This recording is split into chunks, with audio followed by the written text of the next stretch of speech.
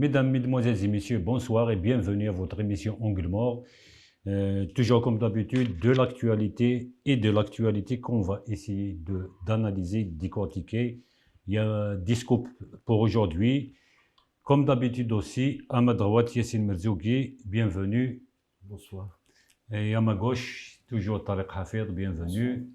Sans trop tarder, une information, un scoop, on vient d'avoir l'information. Yassine Issa Darbrab, auditionné aujourd'hui par la police judiciaire et présenté devant le procureur. Est-ce qu'on en sait un peu plus sur ce... Non, il a été auditionné hier, mercredi, par la police judiciaire. Et en ce moment, vers 15 heures, il a été présenté devant le parquet d'Alger. L'enquête concerne des transactions avec des entités à l'étranger et on attend de voir ce qui se passe par la suite au niveau de la justice. Donc c'est-à-dire que les ennuis de Issa Darbrab avec la justice n'en finissent pas encore.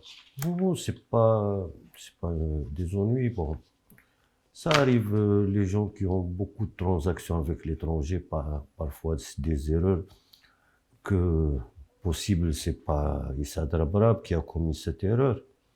Donc, ça arrive. Et puis, on a des filiales. Donc, c'est le président du groupe qui assume. Mais c'est une autre filiale et c'est pas de sa faute. Et je pense qu'il va être innocenté. Mais en tant que président du groupe, donc c'est l'histoire, madame, c'est Issaad qui a été convoqué. Donc c'est une histoire qui date d'avant son retrait. C'est-à-dire qu'elle est antérieure à son départ. Très bien. Donc on va essayer de donner plus d'informations sur Ibor, n'est-ce pas, Tariq Hafid? Certainement, oui, on va suivre l'affaire. Et puis, voilà, c'est quand même une personne, c'est un opérateur économique qui compte sur la scène économique algérienne, africaine, méditerranéenne et pour certaines filiales au-delà, c'est-à-dire au-delà en Amérique latine, en Afrique, etc. Et c'est quelqu'un qui a quand même essayé de dire, voilà, moi j'arrête, je passe le flambeau à mes enfants, je me repose, etc. Sauf que, bon, c'est quand même un groupe qui est important et comme disait Yassine, il peut y avoir des erreurs comptables, il peut y avoir des erreurs de gestion, de jugement, etc. Quand on a une affaire aussi importante. Et ben oui, effectivement, il est responsable, en tout cas jusqu'à la période où il a passé le flambeau à ses enfants. Très bien, donc on passe à une autre information, donc une information très importante aussi. Donc demain, c'est le sommet arabe qui va se tenir à Riyad. L'Algérie actuelle, présidente du sommet arabe, elle va remettre le flambeau. Les Saoudiens qui s'agitent depuis un moment, donc il y a des questions qui se posent d'elles-mêmes, notamment le cas de la Syrie. C'est l'Algérie qui a, c'est l'Algérie qui a tout fait pour que la Syrie revienne dans le giron de la Ligue arabe. Il y a plusieurs questions qu'on peut poser. Tariq, une question. L'Algérie va-t-elle poursuivre ses efforts pour que la Syrie revienne? Certainement, mais je pense que c'est quasiment acté le retour de la Syrie. Mais effectivement, c'est l'Algérie qui a tout fait depuis une année, même au-delà, puisque le retour de la Syrie, ce n'est pas uniquement au sein de la Ligue arabe. C'est le soutien.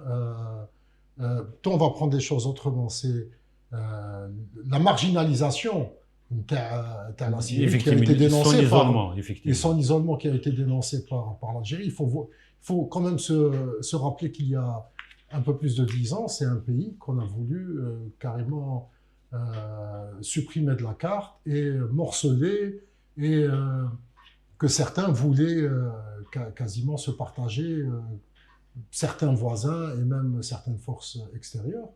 Finalement, ça a tenu. Il faut rappeler aussi l'intervention de la Russie, parce que c'est ça aussi c'est l'intervention russe qui a sauvé la Syrie telle qu'on la connaît et telle qu'on espère qu'elle restera. Ensuite, il y a des problèmes internes, comme dans tous les pays, et je ne pense pas que le fait de rentrer dans les questions internes d'un État, l'ingérence, cette question d'ingérence qui est devenue quasiment une politique de certains pays, en disant voilà, moi je sais mieux que toi, moi je sais mieux gérer un État que toi, donc je vais te montrer, je vais faire à ta place, etc. Malheureusement, il y a eu beaucoup de morts, beaucoup de déplacés, une catastrophe humanitaire dont on ne voit pas encore la fin. Des groupes armés qui pullulent. Des groupes armés islamistes, des groupes qui ont été financés, soutenus militairement, entraînés par des États, par des services de renseignement étrangers de différents pays. Voilà, la catastrophe maintenant la Syrie. Le retour au sein de la Ligue arabe, c'est déjà le retour au sein d'une famille, ce qui est déjà bien, mais il n'y a pas que ça, parce qu'il reste encore une partie du territoire de la Syrie qui est encore sous domination de certains groupes terroristes, soutenus par des États voisins. Et alors, juste pour rappeler le journaliste de France 24 qui a fait l'interview avec l'Annabi, j'ai vu un de ses reportages dernièrement, donc il est parti dans cette partie au nord de la Syrie, et il présente les choses comme étant vraiment quelque chose d'absolument banal. J'ai rencontré les chefs de ce groupe, il y a des choses que je ne peux pas dire, etc. Mais tu es parti au nom de quoi? C'est-à-dire, c'est quoi le mandat en qualité de journaliste pour faire un travail de terrain, ou là, au nom d'une entité officielle ou là officieuse pour aller rencontrer Adnan Sado? Voilà. Donc c'est un peu ce genre de situation qu'on a retrouvé pendant des années en Syrie qui se déroule encore. Un mot, Yacine, sur ce retour acté de la Syrie à la Ligue arabe. Bon, il faut d'abord rappeler, comme l'a fait le président de la République, que la Syrie est un membre fondateur de la Ligue arabe. Donc ça, c'est un point important qu'il ne faut pas négliger. C'est un retour aux sources. Et puis, tout ça, c'est fait pour couronner les efforts de tant d'années déployés par l'Algérie, notamment les dernières années, depuis le dernier sommet arabe. L'Algérie a accéléré à peu près le processus de retour de la Syrie au sein de la famille arabe. Et donc maintenant, ce n'est plus, on a dépassé le dossier de la Syrie. Maintenant, je pense que les gens vont se pencher sur ce qui se passe au Soudan et les relations de l'Égypte avec ses voisins par rapport à la question de l'eau. Donc il faut qu'il y ait un minimum de solidarité arabe pour essayer de dépasser ce point important. Parmi les dossiers aussi que la Ligue arabe doit traiter, c'est ce qui va se passer dans les élections en Turquie. Depuis plusieurs mandats, donc Erdogan a été un acteur majeur dans ses relations avec les pays arabes. S'il y a un changement dans la doctrine, c'est vraiment, si Erdogan part, c'est un changement de doctrine en Turquie. Et donc, ils doivent prendre en considération les prochaines. Enfin, le deuxième tour de l'élection en Turquie. Et ça, c'est parmi les dossiers les plus importants que les Arabes doivent trouver. Alors, oui, Tarek. Sincèrement, quand on réfléchit un peu, on a l'impression que le dossier syrien, c'est un peu un leurre, en réalité.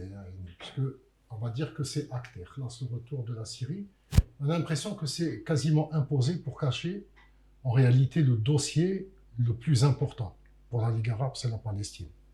Surtout dans la situation actuelle. Là, on est tous focalisés sur la Syrie, alors que ce qui est en train de se passer à la Palestine, d'autant plus que le dernier sommet, le sommet d'Alger, c'était le sommet de la Palestine. Effectivement. La logique aurait voulu qu'on poursuive avec donc faire le point sur la réconciliation entre les différentes factions, ce qui a été fait. Est-ce qu'on va aller réellement vers une réconciliation? Maintenant, on a une réconciliation qui s'est extramuros. Maintenant, il faut vraiment aller vers une réconciliation intramuros entre les différentes factions. Et surtout dans la situation actuelle, vraiment à peser de tout son poids, c'est-à-dire la Ligue arabe doit peser de tout son poids. Sauf que la situation fait que certains pays ont pris tellement d'engagements vis-à-vis d'Israël Effectivement, j'allais poser la question que sur ça. tout le monde est perdu. Voilà. Et peut-être que moi, je vois plus la question de la Syrie comme un leurre. Eh ben, Yassine, je pose une question sur ce qu'a dit Tarek. Donc l'Algérie, avec tous ses efforts pour imposer la question palestinienne lors des débats du dernier sommet arabe, actuellement, comme l'a dit Tarek, la Syrie est un leurre. Est-ce que c'est à cause de la normalisation avec l'entité sionistes que cette question peut être éludée ou élaguée des discussions? Non, il y a deux facteurs dans tout ça. Il ne faut pas négliger aussi l'importance de la réconciliation entre l'Arabie saoudite et l'Iran, qui était un facteur déstabilisant dans la région. Et puis, Ben Salman a fait exactement ce qu'a fait le président Tebboune l'année passée. Avant la Ligue arabe, il a commencé à rassembler les factions palestiniennes et ça marche bien. Je pense qu'il y a une évolution certaine dans les rapports entre les différentes factions. Je pense que ce sommet arabe, les gens vont être plus à l'aise par rapport à la question palestinienne. Il ne faut pas oublier que certaines factions ont été soutenues par certains États arabes, d'autres par d'autres États arabes. Maintenant, il y a un consensus autour de l'union des factions palestiniennes. Et je pense que ça va évoluer positivement après le sommet arabe. Très bien. Une autre question, c'est, je voudrais juste poser une petite question par rapport à l'initiative saoudienne de réconcilier l'Algérie avec notre voisin de l'Ouest. L'Algérie a bien précisé sa position par rapport à ça. Est-ce que les Saoudiens ne vont pas essayer de remettre donner un autre souffle à son initiative? Non, c'est un dossier complexe. Les relations algéro-marocaines sont plus complexes que le reste. Parce qu'il y a une question d'occupation. Ce n'est pas une rivalité hasard. Il y a un territoire maghrébin, nord-africain, qui est occupé par un pays voisin. On ne peut pas faire marche arrière et dire on va se réconcilier par rapport à quoi? Donc, on peut discuter. Et puis, les agressions. L'Algérie est un pays tout le temps agressé par le voisin marocain, ne serait-ce que par les quantités de drogue qui traversent notre pays. Donc, c'est des facteurs qui rendent difficile la réconciliation entre l'Algérie et le Maroc. Pourtant, l'Algérie a bien précisé à l'adresse des Saoudiens qu'il n'est pas intéressé par cette initiative. Il y a une question de principe. Effectivement. Bon, il n'y a pas de problème pour réconcilier deux factions rivales, par exemple en Libye, parce qu'ils appartiennent au même pays. Mais nous sommes confrontés à un problème d'occupation illégale d'un territoire d'un pays maghrébin et nord-africain. Donc, ce n'est pas la même dimension. Et puis, نشوفوهم ما فراوهاش بيناتهم les Marocains. C'est la dernière manifestation des forces armées royales. Le déjeuner de la fête des forces royales. Donc, le roi est totalement absent. C'est son fils qui était présent. Et c'est son fils, donc ça augure des choses. Je ne sais pas comment ça va évoluer chez eux, mais l'Algérie, je pense qu'elle ne va jamais abandonner ses positions de principe, surtout en matière d'occupation du Sahara occidental par le Maroc. Très bien. Oui, il y a aussi...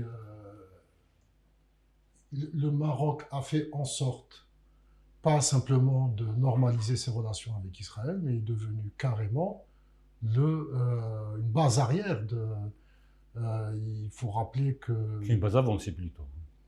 Oui, une base avancée par rapport à nous, effectivement.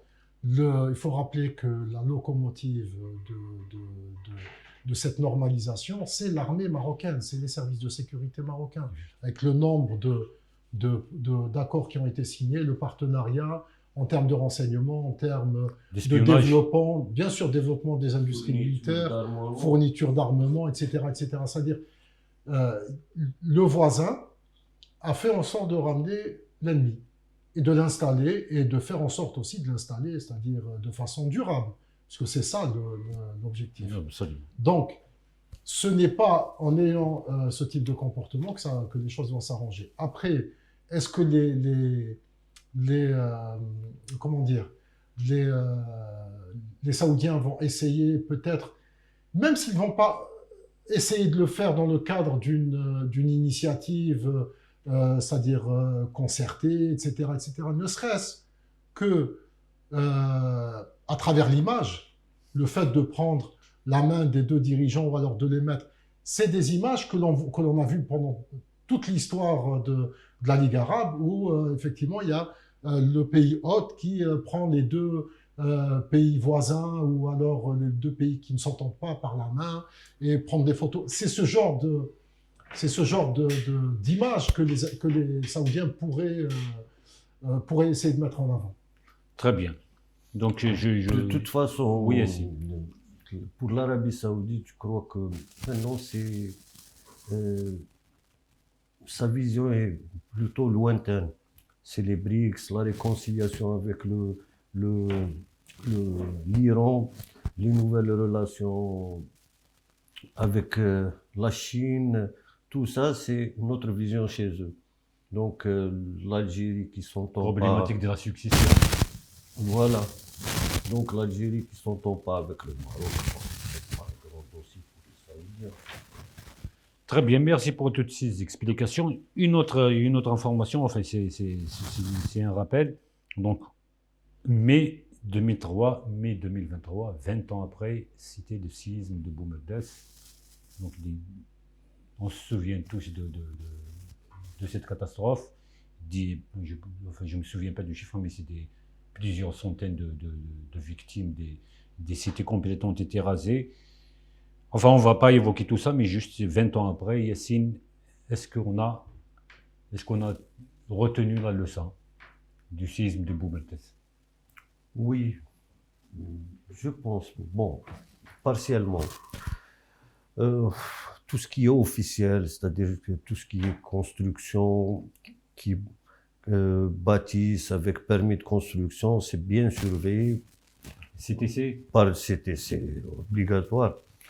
Mais ce qui est fait en dehors de la législation, là, ça pose problème. La moitié de l'Algérie, Aïchine, le papier timbré, Ibnéo, sans permis de construire, sans consulter les bureaux d'études pour renforcer le béton et tout. Mais je pense que l'actuel ministre de l'Habitat est conscient de tout ça.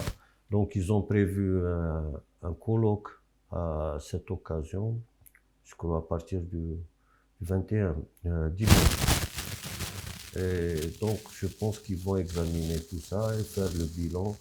Bon, l'arsenal juridique algérien est très cohérent en matière de sécurité, de construction et tout. Mais ce qui est fait en dehors de la législation, il pose problème. C'est un peu ça. Il faut les normes CTC n'ont rien à envier aux bâtisses européennes. Mais est-ce qu'elles sont respectées? Oui. Par exemple, le logement social, ou tout ce qui est... Bon, c'est mal fait dans la plupart des cas, mais le béton met la bouche. Dosage du béton, il n'y a aucun problème. Donc la sécurité, elle est assurée. Bon, pas la qualité, c'est à revoir. Tarek Hamoud, enfin des souvenirs de... Oui, des souvenirs, bien sûr, des choses quand même très douloureuses. dures, très douloureuses, effectivement. Mais je voudrais juste revenir sur la question, est-ce qu'on a retenu les leçons? Quand on entend la présidente de l'association des ingénieurs elle dit que non. Elle dit que le séisme... En fait, il y a eu deux phases. Il y a eu le séisme Ta'ashlef, qui a permis à l'Algérie En 1980, c'est ça? de revoir totalement la législation.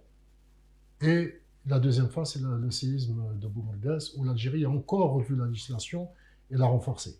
Et la priorité, la loi de 2003, concernant les constructions, c'était de donner la priorité aux ingénieurs.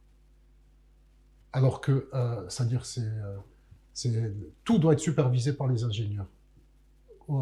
Alors que c'était la priorité qui était donnée aux architectes. Sauf que les architectes refusent de passer la main jusqu'à aujourd'hui. 20 ans après, il semblerait qu'il y ait un grand problème de conflit et que c'est parti très loin et que jusqu'à aujourd'hui, les autorités n'ont pas pu arbitrer sur cette question. Donc, et quand on entend donc la présidente de cette association, elle n'arrête pas de tirer la sonnette d'alarme en disant « Faites attention, il y a des choses qui sont pas faites dans les normes et elle prédit même parfois une catastrophe. » Donc c'est une femme, je pense qu'il faut entendre les ingénieurs ce qu'ils disent pour éviter justement une autre catastrophe type Boumerdès. Il ne faut pas oublier que nous sommes dans une zone à haute sismicité, que nous devons impérativement prendre des dispositions pour éviter toute nouvelle catastrophe. Et ben, c'est ce que nous souhaitons. Yassine, un mot par rapport à ce qu'a dit Tarek, par rapport à ce conflit. C'est un conflit. Déjà, l'ordre des architectes, راه مشكل وحده entre les architectes déjà, راه une rivalité entre plusieurs clans à l'intérieur. Et donc, mais c'est bien d'ouvrir le débat. On va discuter de la chose. Tout à fait. Chacun campe sur ses positions, chacun maintient ses revendications et personne ne veut écouter l'autre. Donc, quelque part, c'est bien d'avoir une médiation par une partie neutre qui va dire on va trouver une solution. Tarek, ces genres de conflits font des victimes. Quelle est la victime de... La victime, c'est... C'est-à-dire les acquéreurs aussi, hein, non? Oui, mais justement, il faudrait éviter d'aller vers ça. Mais je vais poser aussi une autre problématique.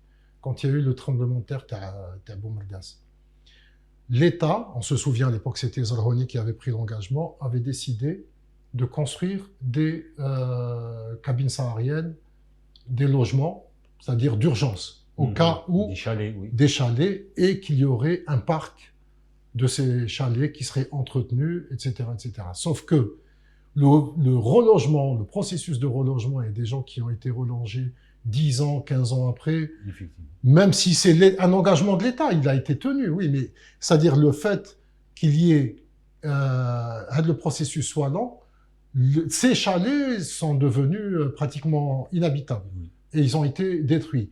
Est-ce que on va attendre encore qu'il y ait une autre catastrophe, parce que même s'il y a une catastrophe, c'est pas le Japon, l'Algérie, c'est pas le Japon. Quand il y a un tremblement de terre, il y a nécessairement des catastrophes. Est-ce qu'on va attendre encore qu'il y ait une catastrophe pour que dans l'urgence, on réagisse pour construire encore de nouveaux chalets, ou alors est-ce qu'il y a un plan d'urgence? Je sais pas, malheureusement, nous sommes des êtres humains et on a tendance à oublier. Donc il faudrait quand même prévoir, prendre des dispositions pour éviter tout ça. Eh ben, merci beaucoup pour toutes ces explications. On va revenir après une page de pub, Yassine, si tu veux rajouter quelque chose. Enfin, attendez-nous, après une page de pub, on va essayer de continuer un petit peu, toujours sur le secteur du bâtiment.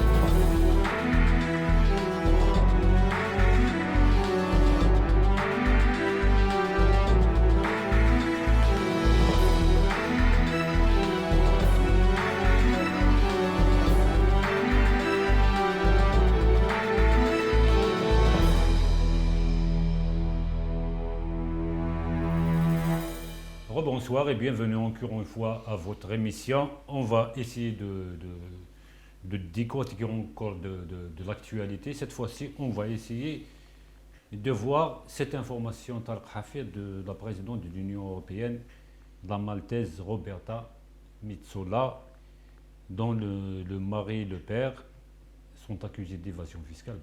Pas seulement une accusation, ils sont cités dans une affaire parce qu'ils sont dirigeants d'une société citée dans les Paradise Papers.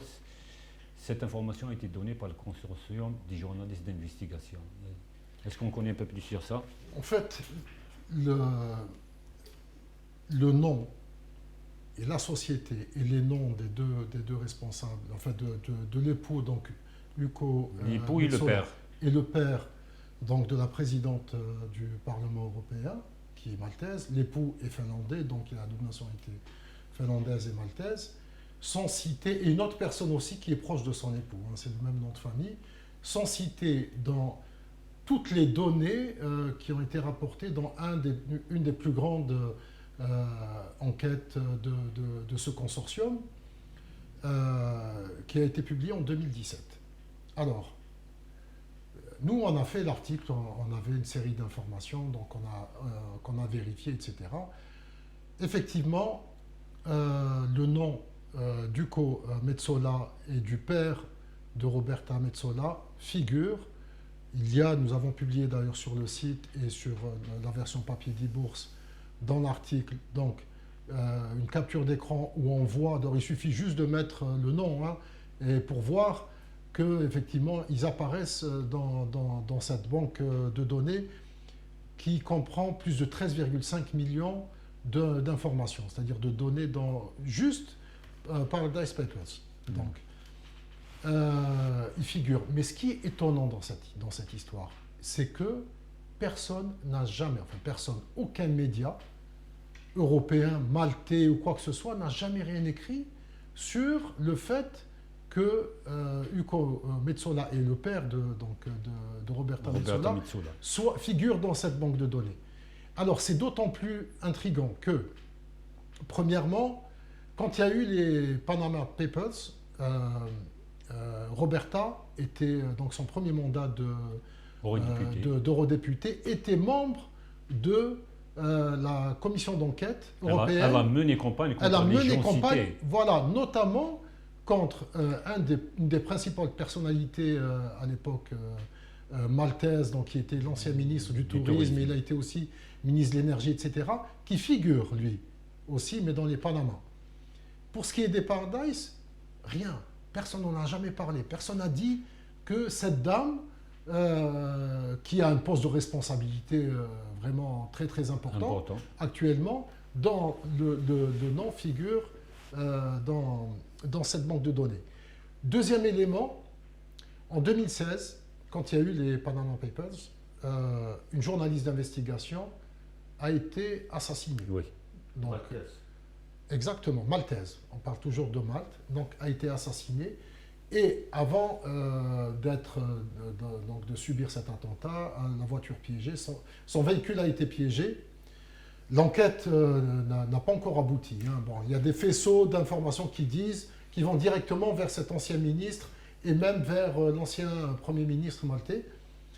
Donc, elle était totalement impliquée dans cette investigation. Donc, Malte se trouve au cœur donc, de cette problématique, de ce scandale. Malte aussi, qui en un certain moment, et peut-être aujourd'hui encore, est un paradis fiscal, où il y a eu énormément c'est-à-dire d'opérations, de transferts, de choses pas très nettes, de corruption, etc. Donc c'est quand même un pays, et à travers cette personnalité, donc Roberta et son mari et son père, c'est vraiment très étrange. Mais je dis encore une fois, hein, vraiment ce qui nous a étonnés lorsqu'on a mené, c'est pas vraiment une enquête qu'on a fait, mais c'est vraiment, on a essayé de pousser des recherches, et on va continuer encore, c'est le fait que personne, aucun média, ni à Malte, ni en Europe, ni partout dans le monde, n'a évoqué la présence donc, de l'époux et du père dans cette banque de données. Yassine, une question, est-ce que le fait qu'il s'agit du mari et du père, est-ce que cela implique implicitement, je veux dire, la présidente du Parlement européen? Est-ce que parce qu'il s'agit de son père et de son époux, qu'elle est impliquée, d'autant plus que c'est une femme qui a mené campagne contre les gens cités dans les Panama Papers? Oui, quand elle profite de l'argent sale quand même. C'est son mari. Quand il y a une richesse du mari, Familiale. enfin, la richesse du mari implique une richesse mal acquise aussi par l'épouse. Et puis, pourquoi personne n'a écrit sur cette histoire? Je pense que les journalistes du consortium n'ont pas fait le lien entre UCO et la présidente du Parlement européen. Donc, voilà, c'était une contribution quand même importante par rapport aux agissements du Parlement européen. C'est ça le message. Donc, c'est un peu ça. Mais il n'empêche que la corruption est devenue un fait bien établi partout chez les dirigeants européens. Ça n'épargne personne. Et je pense que la prochaine fuite va démontrer que pratiquement tous les dirigeants européens sont corrompus. Donc, il n'y a rien d'exceptionnel dans tout ça.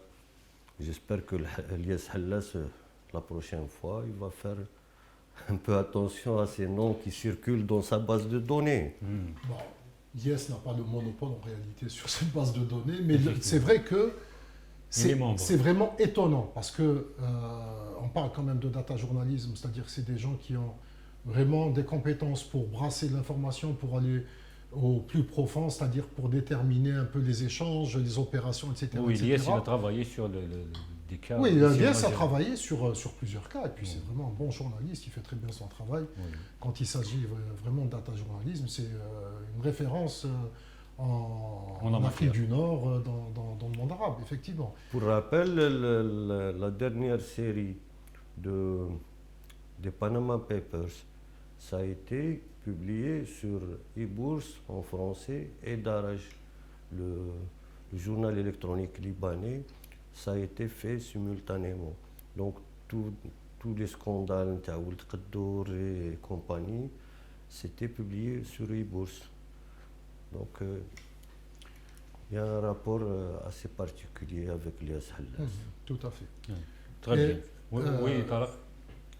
Alors, pour l'instant, il n'y a pas eu de réaction. Hein. C'est quand même étrange. C'est l'omerta. Et non, mais c'est vraiment étrange. C'est-à-dire qu'il n'y a pas eu de réaction après la publication de l'article, puisque, bon, je sais qu'il a été lu au sein de certaines instances de l'Union européenne, même des eurodéputés. J'ai pris connaissance aussi de leur lecture. Est-ce qu'ils vont réagir? Est-ce que faut savoir que, quand même, c'est un Parlement où il y a beaucoup de tendances, où il y a entre les Verts, entre les gens, les partis européens, enfin de différents pays européens qui sont plus de droite ou de gauche. Donc je pense que dans quelques temps, on va peut-être en savoir un peu plus. Très bien, parfait. Et une autre information, et on va essayer de traiter un petit peu de l'économique chez nous. Il y a cette information qu'a diffusée sur notre RAC, c'est un communiqué qui traite du polypropylène. Donc c'est notre RAC qui a définitivement signé avec une entreprise pour mettre sur pied un complexe pétrochimique à Arzio pour la production du 550 000 tonnes par an du polypropylène. Donc il s'agit du consortium Petrofac HQC et Step Polymers SPS, une filiale de Sonatrach. Est-ce qu'on a des détails sur ce projet, d'autant plus que c'est un projet de 1,5 milliard de dollars. Bon, c'est un projet qui traîne depuis pratiquement 2010. Et c'est un projet très compliqué. L'Algérie, pays pétrogazier, qui n'a pas une industrie du polypropylène, qui la, la, la, la base de l'industrie du plastique, donc c'est important. Et on a mis beaucoup de retard pour mettre sur pied ce projet. D'abord, on doit tirer les leçons de ce projet. France, enfin, Total. Oui, justement, on a signalé, ils n'ont pas parlé Total, Total dans le communiqué. a tout fait pour s'accaparer ce projet-là.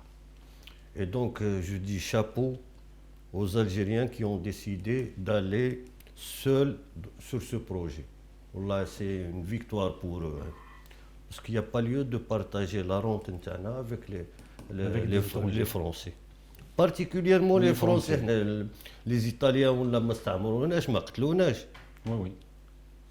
Le peuple algérien a été martyrisé par les Français. Donc il n'y a pas de raison pour nous la rente. Donc c'est un peu ça, le retrait de Total Énergie. Et puis le fait que je dois rappeler que sur ce projet-là, il y avait Petrofax.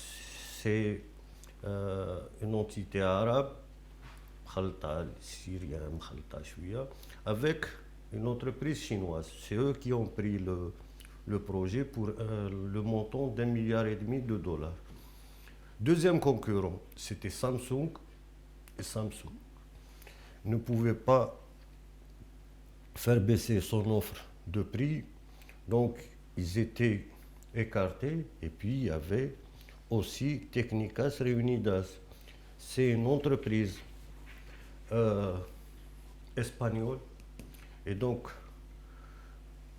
comme les relations commerciales avec l'Espagne sont suspendues, donc, même s'il était moins de 10 ans, il ne pouvait pas prendre ce contrat. Donc, Técnicas Reunidas, à cause des bêtises du Premier ministre espagnol, est sanctionné en Algérie à hauteur de 3 milliards de dollars. Parce qu'au-delà de ce projet qu'ils ont perdu sur la pétrochimie, il y a aussi le projet de la raffinerie de Hassim Soud pour le montant d'1,5 milliard de dollars. Donc 3 milliards de dollars. 3 milliards de dollars pour une entreprise de la taille Técnicas Reunidas, c'est important. Donc ils sont en train de payer les frais de la politique de leur Premier ministre. Donc il y a aussi l'aspect politique dans cette histoire. Donc c'est bien qu'une entreprise comme Petrofac a beaucoup travaillé là en Algérie. Elle a réalisé beaucoup de projets dans le gaz and oil. C'est bien qu'ils continuent parce qu'il faut se rappeler qu'ils étaient sur le projet de Tigin-Tourin. Ils travaillaient au moment où il y a eu cette attaque terroriste. Donc, cette zone هادو Petrofac, il a fallu l'Algérie تعطيهم على الراس باش يعاودوا يتسقموا ويتربوا. Cette fois-ci, ils sont revenus à de meilleurs sentiments. قال اتفضلوا كاين الخدمه. Donc il y a tout ça, il y a un cumul historique, il y a la question des prix et puis ce qui est bien dans le projet Hada, l'Algérie sera une puissance méditerranéenne dans le domaine du polypropylène. Parce que c'est la base de l'industrie du plastique. On a vu les répercussions sur ce dossier. Par exemple, l'importation de ce produit, c'est à hauteur pratiquement de 400 millions de dollars chaque année. Sauf qu'il fait ce qu'on va économiser. Et puis, il va participer à l'industrie en interne. L'électroménager, par exemple, c'est pratiquement 30 à 40% de plastique. Donc, il va participer à l'intégration nationale.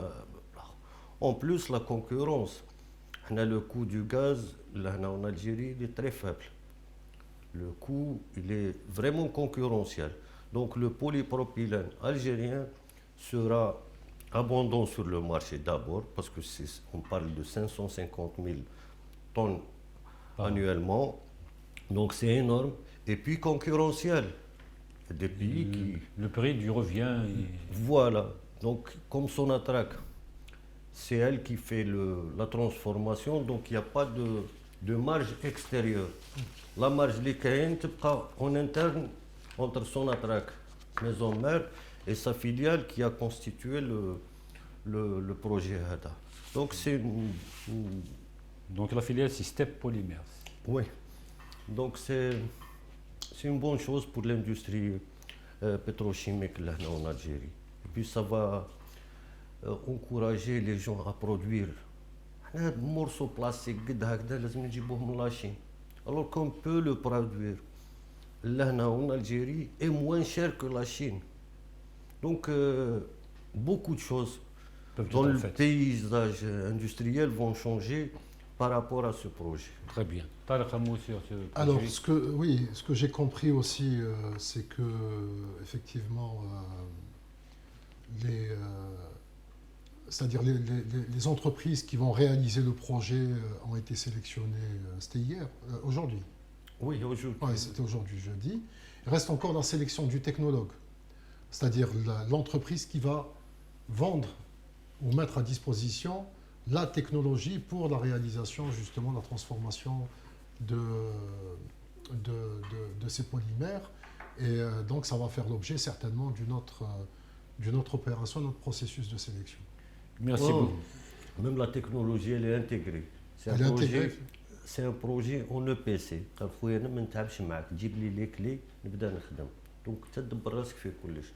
Donc c'est un complexe livré qu'il est en main. Clé en main, oui. Donc en EPC, engineering, procurement et construction. Donc, effectivement, c'est EPC, engineering, procurement et construction. Donc c'est un projet qui va être livré en entier. Donc Sonatrach, mais le technologue là. Bon, ils ont dans le cahier des charges, ils ont montré des critères de choix pour la technologie. Donc celui qui rentre dans ce moule, on peut le sélectionner. Deuxième phase, à quel prix il va nous vendre cette technologie. Tout à fait. Donc c'est inclus dans le contrat. Très bien. Merci à vous deux pour toutes ces explications. Je reste avec toi, Tarek, dans un domaine que tu aimes parfaitement bien. Ah, vraiment, c'est l'aviation. Je dois faire un petit rappel, c'est qu'en 2020, 19 opérateurs ont introduit des demandes d'agrément pour des agréments pour la création de compagnies aériennes. Pour la création de compagnies aériennes, soit fret, soit passagers. Ils ont reçu récemment, le 30 avril, la fin du mois passé, une réponse des autorités compétentes. Donc c'est un accord de principe. Mais il se trouve que, selon certains d'entre eux, c'est que la référence à partir de laquelle ils ont fait leur demande d'agrément de création de compagnie aérienne, c'est un décret publié en 2000, donc il y a 23 ans, mais il se trouve que le gouvernement, je pense, oui, la semaine dernière, effectivement, devrait se pencher sur la révision du dit décret. Tout à fait. Et donc, est-ce qu'il n'y a pas contradiction? Donc, on donne des accords de principe à partir d'un décret qui date de 23 ans, mais une fois les accords de principe accordés, on décide de réviser le même décret. Alors, il faut reprendre les choses à la base. Dès début 2020, le président Tebboune prend un engagement sur le développement de l'aviation. C'est l'un des 54 engagements. Mais surtout, c'est-à-dire très rapidement après son élection, il s'est engagé, il a parlé surtout c'est-à-dire les interventions avec la presse ou alors lors de conseil des ministres, l'ouverture du secteur au privé. Et à un certain moment, donc, au courant de l'année 2020, les différents opérateurs qui étaient intéressés, certains sont déjà dans le secteur de l'aérien, dans le travail aérien, dans le sud, etc., ont déposé des demandes. On aura répondu une première fois, donc en nous remettant des documents, en disant voilà le cadre législatif et réglementaire, il n'était pas réellement adapté. La problématique, c'est quoi? La problématique se pose surtout en termes d'achat de l'achat d'avions. L'achat ou le leasing. Voilà, c'est-à-dire le leasing n'était pas pris en compte. Et Ouais. jusqu'à maintenant, c'est-à-dire si on s'en tient à la réglementation, il n'est pas pris en compte. Donc la réglementation, c'est le décret qui date de 2000. Voilà, ce bien. décret date de 2000. El-Mohem, à partir du mois de... Donc on est resté un peu sur cette situation assez vague et qui a été entretenue par le fait, quand même, il faut rappeler que le ministère des Transports, c'est le ministère où il y a eu le plus de ministres de rotation avec des phases d'intérim, etc. Donc ça a été très compliqué. Cette fois-ci, les autorités ont dit, bon, on arrête, on s'engage, on va régler ce problème. Donc, le 30 avril dernier, il y a eu 19 demandes. Je ne sais pas combien il y a eu de réponses de la part... Mais toutefois, il y avait des réponses. Oui, il y a eu des réponses. Il y avait des réponses. On a lu un document, il y a une réponse qui date du 30 avril avec donc la réponse et des points qu'il faut respecter, notamment le cadre réglementaire qui est ce décret exécutif qui date de février 2000. Quelques jours après, donc ça date d'il y a une semaine, réunion du gouvernement avec le... Comme ordre du jour. Voilà, principal ordre du jour, point à l'ordre du jour, c'est la mise à jour, la révision de ce cadre réglementaire. Est-ce que entre le moment où ils ont remis le document et le moment donc il y a eu cette réunion du gouvernement, on a pris conscience qu'il fallait aller régler ça au plus vite? Et là encore, on en discutait tout à l'heure avec Yassine, c'est qu'on est dans une situation quand même bicéphale, avec d'un côté une direction générale de l'aviation civile et une agence de l'aviation civile. La logique aurait voulu que dès qu'il y a l'entrée en fonction de l'agence, on dissout la direction. C'est ça un peu et transmettre donc les prérogatives à l'agence. Visiblement, ça ne s'est pas fait. Alors, le document du 30 avril est signé, a été remis par la direction. Donc pour l'instant, on en est encore donc c'est la direction qui gère tout le secteur. Yassine, je pose une question par rapport à cette histoire de révision d'un décret qui date de 2000, alors qu'il y a quelque temps, une semaine avant, on a remis des accords de principe sur la base du document qu'il voulait réviser. Une question par rapport à ce travail de l'exécutif. Ne pensez-vous pas que ça va créer d'abord du retard parce que ça date du début de l'année 2020, donc les réponses ont été reçues 2 ans et demi après. Donc est-ce que le gouvernement ne doit pas suivre, disons, cette dynamique? Non, sur le principe, le ministère a été déstabilisé. Puis trop de scandales dans l'aérien, dans le maritime, beaucoup de problèmes qu'ils ont hérités. Donc c'est l'héritage de l'ère de... Oui, et puis la révision du décret exécutif, je pense qu'elle ne va pas être révolutionnaire. C'est juste un ajustement en ce qui concerne, je pense, le leasing. Le leasing, donc ils vont introduire le leasing dans... Voilà, je pense qu'ils vont prendre des mesures pour assouplir les procédures. Enfin, ils ne vont pas assouplir les procédures de sécurité aérienne, mais les procédures administratives, non, je pense que ça va être assoupli. Il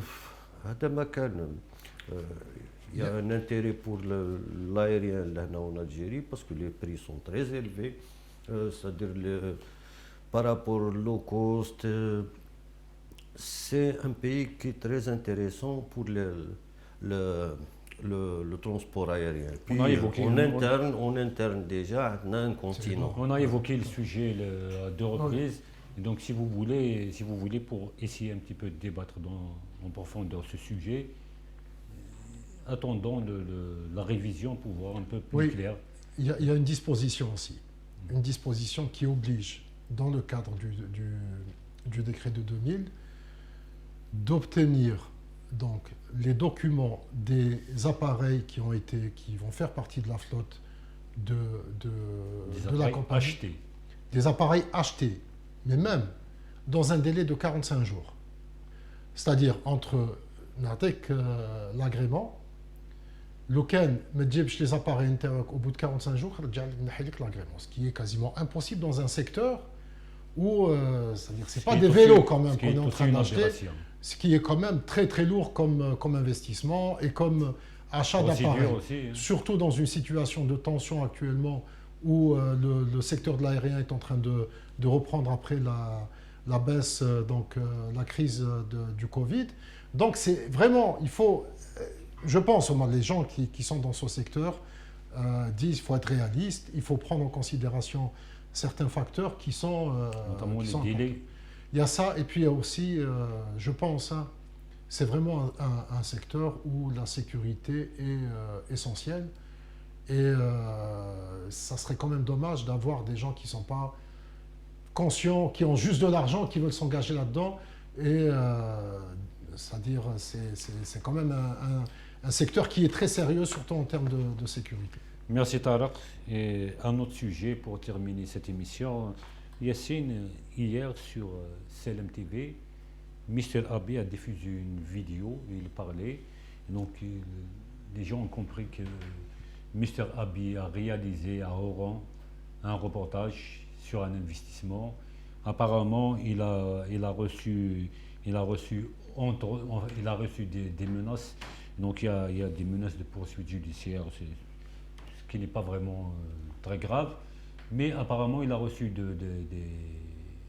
des menaces. C'est ce que nous dénonçons bien sûr avec force. Mais est-ce qu'on peut avoir plus d'informations sur cette histoire de Mr. Abi, à qui nous affirmons notre soutien aussi? Oui, il a pratiquement le soutien de tout le monde. Parce qu'à l'origine, il a évoqué la vente par une entreprise publique d'une usine à un privé. Le privé, Jab Shekhdem. Il y a eu des entraves d'ordre administratif qui ont empêché l'acquéreur de commencer à travailler. Et d'autant plus qu'il s'agit d'un produit qu'on importe. Alors qu'on a tout pour le fabriquer là en Algérie. C'est quoi exactement? C'est la tôle, la terre cuite. Ah, d'accord. Donc, après ça, c'est des messages qu'on lui distille, attention, attention. C'est des menaces à peine voilées. L'administration a le droit de répondre, elle a le droit de saisir la justice. De saisir la justice, mais au-delà, c'est inacceptable. غير مقبول. D'autant plus que c'est pas quelque chose de méchant ou là. C'est un investisseur face à l'administration. Donc il a dénoncé les blocages de les l'administration. blocages, bien sûr, et c'est par milliers. Effectivement, on a traité la dernière fois le cas de l'investisseur de Bokadir Achlef. Partout, انت جاو ليك قالوا لك شوف لنا مستر ابي هكذا à deux reprises. à deux reprises. واش يوصلوني لي كوميونيكاسيون في النهار سي انورم.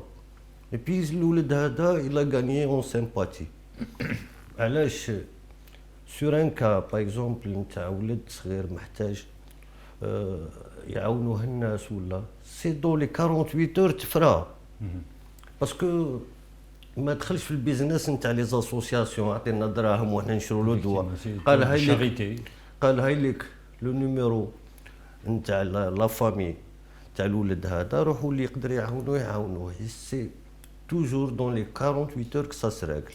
لي جون لوي فون كونفيونس عيطوا له داير نتيزيوزوه عيطوا لي باش يحتاجوه. علاش توجور لادمينستراسيون؟ علاش سورتو لو فونسي انت فاميلتك خلاص هيريتاج باش تقسموا لو بيان تاعكم اونتر فرار ولا il y a un blocage في l'administration. Donc il faut mettre derrière chaque administration un Mr. Abi pour régler ce... C'est pas possible. Donc اللي ما عجبوش الحال في l'administration عنده le droit de réponse عنده يروح لا Ce sont des جوستيس. familles مي qui répondent, mais مي pour لي menacer, براتيك هادو تاع نوري لك لا ça c'est des menaces. Là. Donc c'est quelque chose que nous dénonçons vigoureusement, parce que on ne peut pas continuer comme ça. À chaque fois qu'un journaliste parle, on lui tape dessus.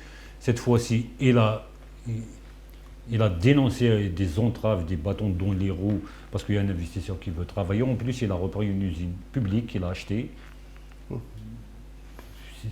C'est tout de même étonnant. La dernière fois, on a évoqué est-ce qu'il n'y a pas lieu de criminaliser tous ces blocages, surtout Ça va être le cas. parce que c'est une atteinte à l'économie nationale, c'est quelque Ça chose de va très être grave. le cas. Un responsable qui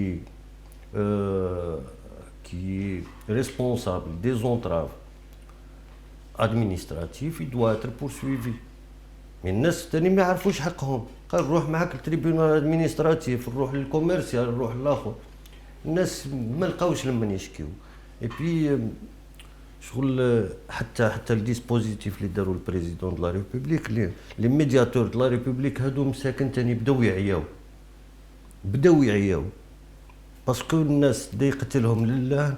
كاين دي بروجي 20 سنه سا نافونس با، يروح الميدياتور دو لا ريبوبليك اللي سيدو ريغلي مع هذا مع هذاك، مي لو شونتي اي تيلمون انورم. هادوك لي ميدياتور مساكن ما ولاو ما يلحقوش. Je pense que c'est pas uniquement l'histoire de médiateur. La loi sur l'investissement, le mot Wali ne figure pas. Pourquoi un médiateur doit encore une fois solliciter le Wali pour débloquer, aider, faire avancer? Pourquoi aussi? Donc des fois même pas le Wali. Des fois c'est même pas le Oui, Wali. oui, tout à fait. j'ai dit Wali parce que le Wali c'est le responsable de la wilaya. Je précise pas. واحد que c'est لو le Wali. سيتويان لهنا في غير بولوغين برك pour un permis de construire, c'est la croix et la bannière. Il y a un risque de mort du voisinage. ناس راح يموتوا لا بيسي والله ما على بالهم. دونك واش نقولوا الوالي. دونك هاد لا كومون هادو البريزيدون تبع العزيز بالعيد، اما الحزب نتاعو يردوه للطريق، اما الناس راح تولي مشكله. Enfin, هذا بيرمي دو il كونستروير. faut voir l'état des routes dans nos cités pour un petit peu parler des APC, parce qu'à la fin du mandat, ils vont tous retaper les trottoirs pour justifier un mandat. C'est vraiment malheureux ce qui se passe. Donc on doit changer de vision pour aborder les sujets هادو. والله les gens commencent à fatiguer من les entraves administratives هادو، الاداره هادو اللي كاين فيهم كاريمون ولاو ما يحشموش. اي بي الهضره هذه تاع روح شكي لمن حبيت. Effectivement. دونك الشعب هذا لمن يشكي الصحافة. بكري كنا La presse. ايه Donc c'est la باسكو presse qui fait le travail de. باسكو Enfin, elle كيشكي devient لا les بريس، gendarmes. باسكو كيشكي لا بريس سي باش يوصلوا الميساج نتاعو. واش يقول في لا بريس؟ نطالب السلطات العليا في البلاد ولا نطالب رئيس الجمهوريه يتدخل، باسكو نون بلو كونفيونس En administration. en cette administration. يعني des fois pour un truc de rien du tout, pour un bus communal les citoyens ما يقولوش نطالب رئيس البلديه، نطالبوا السلطات العليا في البلاد تدخل pour un bus communal. عيب. Donc enfin j'espère que les mentalités vont changer. Tarek, la dernière fois, on en a parlé de l'administration. Tu as dit qu'une partie de l'administration est responsable de cette situation. Les blocages, C'est la Donc, bureaucratie. tu maintiens Ah, cela. tout à fait, bien sûr. Très bien. Bien sûr. Il y a au sein de l'administration, c'est-à-dire au sein de l'appareil administratif algérien, des gens qui bloquent pour des intérêts personnels. Voilà, c'est aussi simple que ça. Faut-il la réformer, l'administration? C'est, je pense, une urgence. Et le fait, plus on numérise, plus on a c'est-à-dire de plus de visibilité. transparence, de Absolument. visibilité, moins on a de nœuds, et c'est une forme de réforme active, c'est-à-dire concrète. Très bien. Eh ben, nous vous remercions tous les deux pour toutes ces précisions. Mesdames et messieurs, merci d'avoir resté avec nous. Nous vous donnerons rendez-vous la semaine prochaine pour de nouvelles informations pour un autre regard sur l'actualité.